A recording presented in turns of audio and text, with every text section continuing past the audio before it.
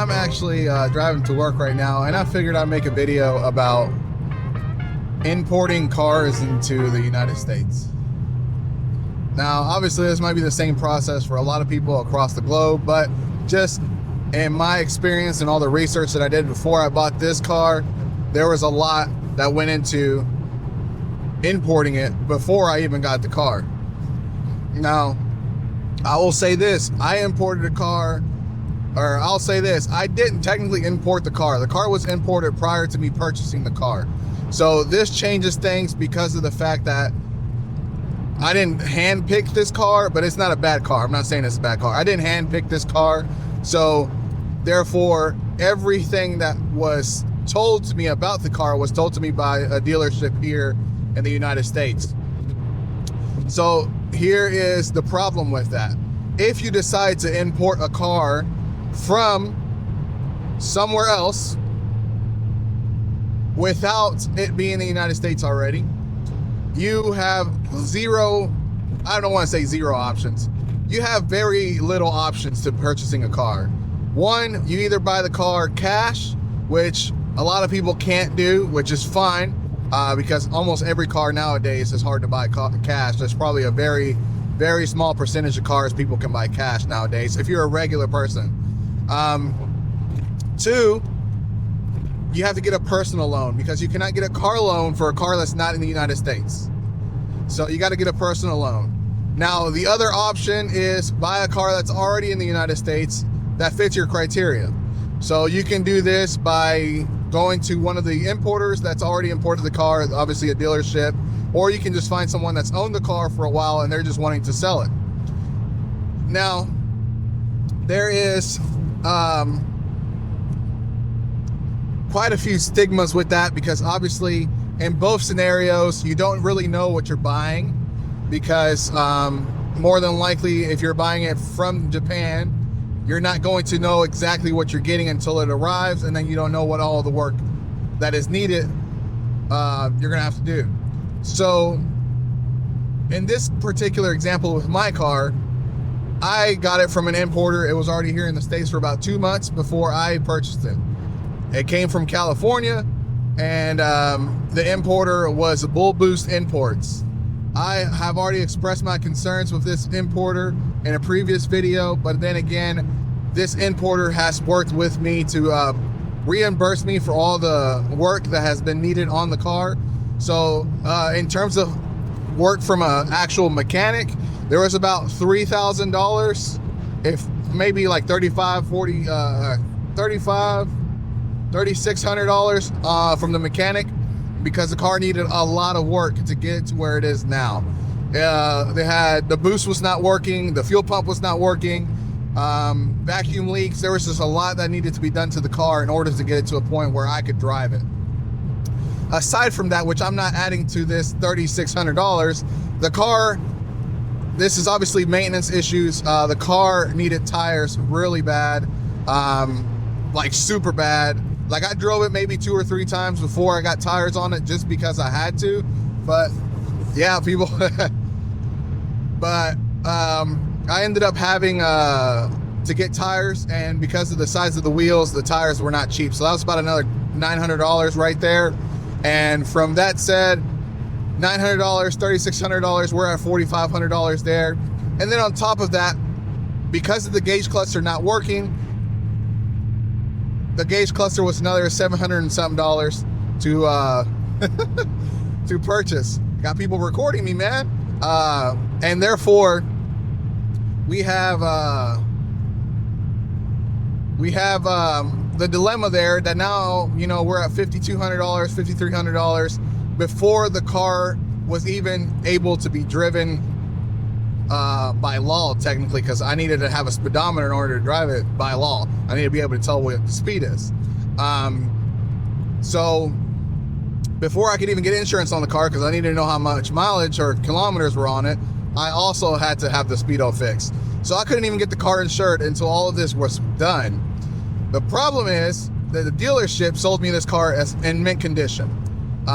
Again, I have said they have reimbursed me for the majority of the work. They actually failed to reimburse me for the speedo. The guy actually has blocked my number, has ignored all my messages on Instagram. So this person, you know, they paid for the beginning work, and then once the car needed the final touches, pretty much they were like, whatever, and they just left me hanging. So if I would have known all of this work was going to be needed on the car, I would not have purchased this car, because for the same price, there was another car that actually had a little bit more miles or more kilometers, but it was a different color, newer year, so different body style, because it was 98 or 99 or something like that. So it had the facelift. So there was obviously, for the same price, plus like, you know, $8,000 to import it, because it was also still in Japan. So I think it would have been the same price, plus like $8,000. So to have something different with, you know, from Japan, and have someone inspect it over there that I personally pay, because I believe that the person they used to import the car and inspect the car did a shit job. I hate, excuse my French. They just did a really, really bad job, and therefore the car came riddled with problems. My problem with Full Boost Imports, besides the fact that they did not reimburse me the entire amount, and then blocked me and left me hanging, besides that, they sold this car in mint condition for full price without disclosing any problems that the car had, after also acknowledging and confirming that they had done work to the car, i.e. they put an exhaust on the car. So they did all of this work to the car, which really an exhaust doesn't really require a whole lot, but supposedly they drove the car around and they didn't notice any issues. How do you not notice any issues whatsoever after putting an exhaust on the car and driving it around when you can't even drive the car? I kid you not. I could not drive the car until I fixed the fuel pump issue. And even then, that didn't fix the boost issue, so the boost was still a problem. So therefore, I ended up, you know, $5,300 later, which again, they reimbursed about $4,500 of that. The last $700 to $800 they did not reimburse. I'm eating that. It's on me at that point. They already blocked me. They're not trying to do anything. So that put a bad taste in my mouth. And in the future, I want to get other right-hand drive vehicles, other JDM vehicles, and I was open to using them again because of the fact that they were willing to reimburse for any problems, and they were honest about the fact that they just didn't know. So one thing that I don't like, and I admire, I hate to say that the way that I'm saying it is, I don't like when people say they don't know something, but I admire when they say they don't know something and then they do something to fix the problem that they didn't know about. That's what I admire. But don't say you don't know, because you had to have known. There's no way you didn't know. With that said, will I ever use Full Boost Imports again? Absolutely not. They are not a good person to use for imports, and they essentially they spend their entire marketing campaign saying that the cars that they sell are below market value. And if you go look them up right now, they'll say, oh, you know, R34 is for less than $30,000. You go to their website right now, they don't have an R34 for less than $60,000. So I'm not sure what they're saying. I guess they just want to get people on there and then talk them into buying a car. I don't know, really. But that's essentially, like, they had one that they used for a reel, and they said, oh, R34 for less than $29,900. And then the car that they used for the reel was $100,000. So I was like, what? Like, that's so misleading. But that's just, I guess, just the type of people they are. So besides that, find you a person that you trust. So the financing, you'll have to figure that out before you even get to this point, because if you have to pay cash or if you have to get a personal loan, Lightstream is a good option. Pretty much any personal loan out there, but Lightstream seems to be the one people use the most. I didn't have to go through that. I was fortunate enough to have to sell a bunch of stuff beforehand, and then I was like, well, I have this money, I have this Miata, I can sell the Miata and use the funds from the Miata and this money that I have and buy this car. So I did. And I can't say that I'm not happy about this purchase, because I really am happy about this purchase. I really admire this car. Like, it's something that I've never been able to experience before. Rotary engines just sound absolutely absurd, and I love the way they feel. I love the way this car handles. This car is by far my favorite car that I've driven. I haven't driven many cars, but favorite car that I've driven so far. And with that said, next thing is obviously finding somebody you trust, whether it be a dealership or an importer out in Japan. Damn, that was a bump. Woo, that was a big, can't say it. So find you somebody that you trust. Find you somebody that you trust. Because at the end of the day, you're going to want to find somebody that is going to inspect your car, and they're going to do everything humanly possible to make sure the car is in sound condition instead of just taking your money.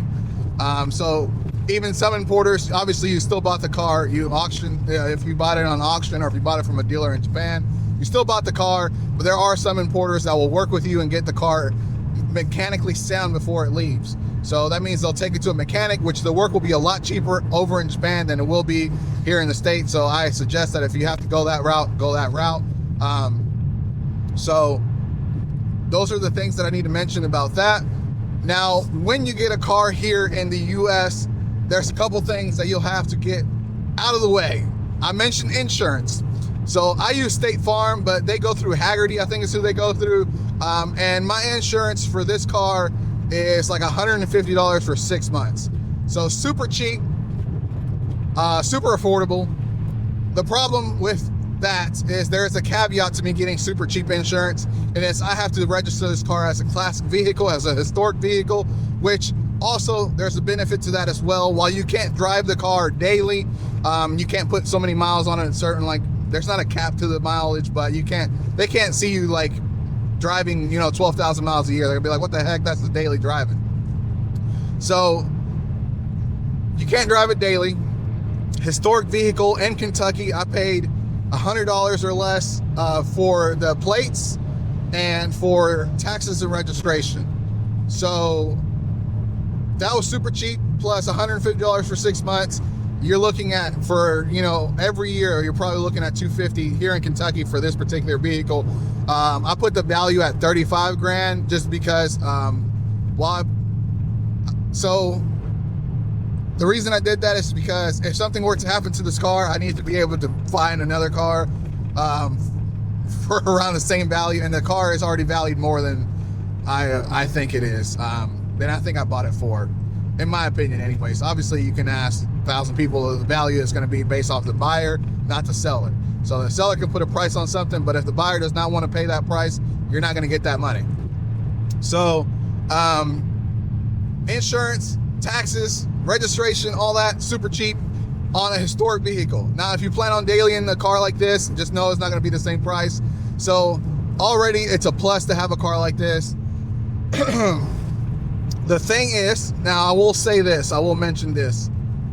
This car is from the 90s. There's nothing wrong with this car in terms of handling and driving and anything like that. I did have to put the doubled-in radio in here because the tech, obviously, infotainment and all that was not great. This car does not come with the Bose speaker, so I will have to upgrade the speakers in this car as well. There is a lot that goes into having a car from the 90s. If you're a type of person that actually prefers old cars, great. You'll be just at home in this type of vehicle. But I prefer at least Android Auto and at least a good sound system. Everything else I could care less. I don't need sensors on the car. I technically didn't even want to have a backup camera, but the thing came with a backup camera, so I was like, you know what? Let me just buy a bracket for it and install it because I already technically paid for it. So there you go. If you feel like importing a car, I suggest not using Bull Boost Imports. I suggest finding a car that you could actually go see yourself, because in my particular case, I could not go all the way to California to see this car with work and everything, family and everything. I just trusted that the dealership said mint condition, and that was it. And with them saying mint condition, I assumed that it was in mint condition. And because they did say mint condition and it was not in mint condition, they were liable for the repairs because of that. And I even told the guy, I said, dude, if I take this to court, they're going to give me the maximum in a small claims court, which is $5,000. So you need to fix this. And that was that. Now, there's obviously you can go to different types of court, but this, I think a small claims court would have been the best thing for this. I don't think I would be able to really get much more than that anyways. So that's it. That's what you have to realize when you are buying a car from Japan, whether you're buying it from a dealership here in the United States that recently imported it from Japan. You need to realize all that. Oh, one more thing I want to mention, and if you saw the coilover video, I talked about this. Sometimes they will coat the bottom of the car with a bunch of black paint to make it look and appear as if it was not rusted. The purpose of this, supposedly what I've been told, is to make sure that it protects the undercarriage of the car from salt water if for some reason salt water gets into the container. I don't know. That's just what I've been told. And then I've also been told people do it to hide rust. So multi-purpose, I guess. So that's all I got to say. I just wanted to talk about that because I'm on my way to work and I was like, you know, I should make a video about that. And yeah, so as I talk, I will obviously have had like footage of other stuff, like the websites where you can get funding. Because before I actually paid cash for this, I was telling myself, I'm like, why don't you just finance it and put like a 20% down payment, 25% down payment, and just finance the rest. But then I was like, nah, I'll just pay cash because I don't feel like dealing with somebody else's requirements. Because, for example, collector car lending, they're out of Florida. I don't know what city in Florida. Depending on the lender that they use, which I talked to them, and they're like, depending on the lender that they use, they do have requirements for insurance. So they'll have requirements in terms of how much your deductible is, how much insurance you have to get, like the value of the car. So I think it has to be more than the price that you paid for the car. So it depends on the lender, like I said, but the particular example that they gave me, it was like that. Dang. Woo! Man, these roads are no good. Making the camera turn and all that. So that's what essentially what I had to experience getting all this car and everything. Obviously, I purchased this car in September. It did not arrive till October. So it was like late September and then it arrived late October. So that means, you know, I've had the car technically since it arrived at my doorstep, I have had the car for 3 months. So maybe that's the next video. What has it been like to own an RX-7 for 90 days, for 3 months? So that's what we'll do next. Of course, somebody's calling me. So look out for that video as well. Maybe I'll talk about what I don't and do like about my RX-7. So look out for that video. So there you go. With all that said, don't forget to like, share, and subscribe, and hit that notification bell so you don't miss anything that I put out in the future. As always, peace.